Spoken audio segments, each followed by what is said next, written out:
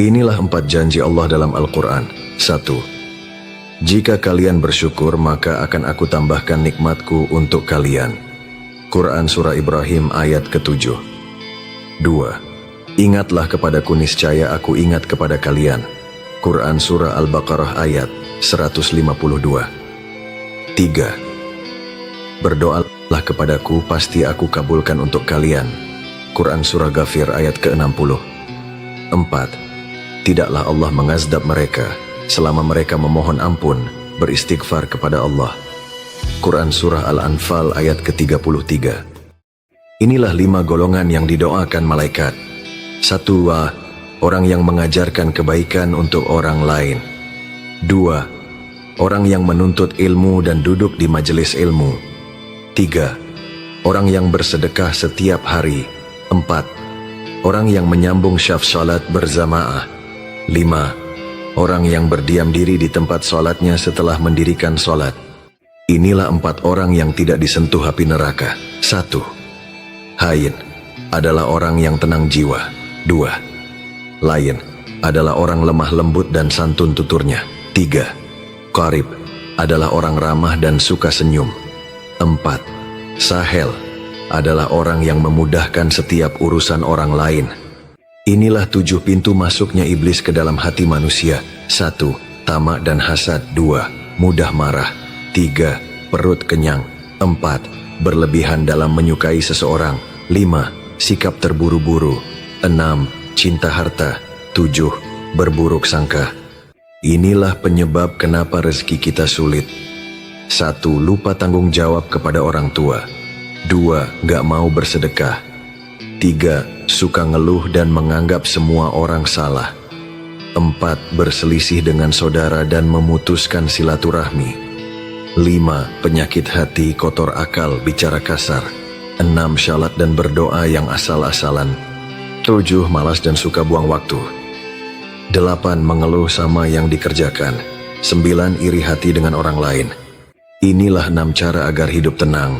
1. Mengingat Allah Ta'ala kapanpun. 2. Tak perlu memikirkan hari esok. 3. Berhenti dari berbagai gengsi. 4. Kendalikan yang dapat kita kendalikan. 5. Bersyukur atas apa yang kita miliki. 6. Masalah akan selalu ada, fokuslah pada solusi. Inilah rumus rezeki lancar, melimpah dan berkah. 1. Ikhtiar yang maksimal dan tidak malas-malasan. 2. Menyebarkan kebaikan adalah tujuan utama. 3. Perbanyak ikhlas dalam memberi dan membantu. 4. Tetap jadi hamba Allah, bukan hamba dunia. 5. Yakin Allah yang memberikan rezeki, bukan manusia. Bersedekahlah. Ada hak orang lain dalam hartamu. Jika tak kau keluarkan dalam bentuk sedekah, ia akan keluar dalam bentuk musibah. Na'udzubillah. Seperti yang tertera dalam Quran Surah Az-Zariyat ayat 19. Dan pada harta benda mereka ada hak untuk orang miskin yang meminta dan orang miskin yang tidak meminta. Jangan sedih jika anakmu tidak S1, S2 atau S3. Tapi sedihlah bila anakmu tidak sholat, anak gadismu tidak berhijab syar'i, tidak mau belajar agama, atau tidak bisa baca Quran.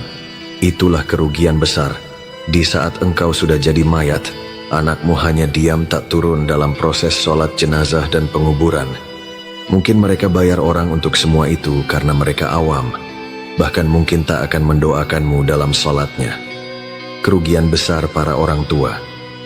Percuma anak kita berhasil di dunia kalau dia tidak mengerti agama. Bergelar belum tentu berpendidikan. Cerdas penting, namun beradab dan beretika jauh lebih penting. Modal cerdas saja tidak menjamin mengubah keadaan menjadi lebih baik. Banyak orang cerdas memakai kecerdasannya untuk membodohi diri sendiri dan merugikan orang lain. Sesungguhnya seorang mukmin bisa meraih derajat orang yang rajin berpuasa dan sholat malam oleh sebab akhlaknya yang mulia. Dari Sahih Abu Dawud. Ada 3 macam fitnah akhir zaman yang akan dilalui umat Islam. 1. Fitnah al-ahlas, yaitu kekacauan sebab banyaknya pengungsian dan perampasan harta serta nyawa. 2. Fitnah al-sarah, yaitu kekacauan sebab perebutan sumber harta dunia, kekacauan yang membuat musuh senang, atau kekacauan karena kebencian dan sakit hati. ketiga, fitnah al-duhaimah, yaitu kekacauan karena susahnya membedakan kebenaran. Fitnah ini akan menimpa semua orang yang terlibat dalam konflik,